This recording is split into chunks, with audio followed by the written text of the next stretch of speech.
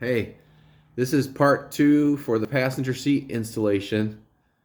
I'm doing a part two because it needs it, but also Molly was a little of a doubter and wondering if there would be a part two.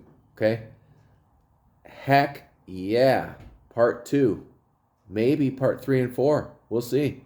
With an original bench seat, which is what this car had, the inner mount is lacking a little bit of support. They're trying to figure out if I was going to do steel, what have you, but depends what I had. I decided I'm going to try to get this piece of aluminum,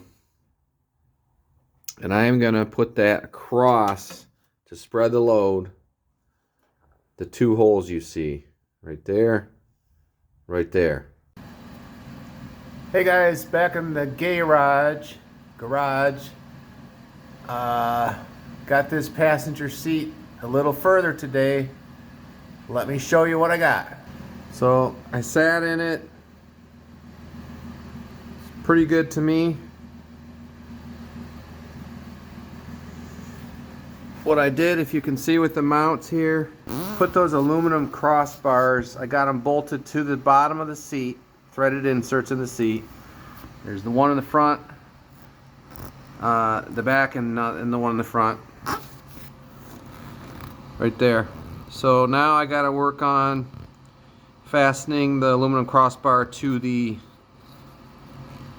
L bracket here.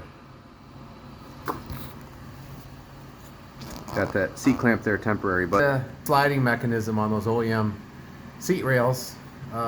Seems like I get good front to rear, more than I would have thought, so I can get it, all the way scooched up and then put it all the way back where it is now. So it's looking good for the passenger seat. I fixed those aluminum cross rails to the L brackets, and that's it. Get out there and work on your car.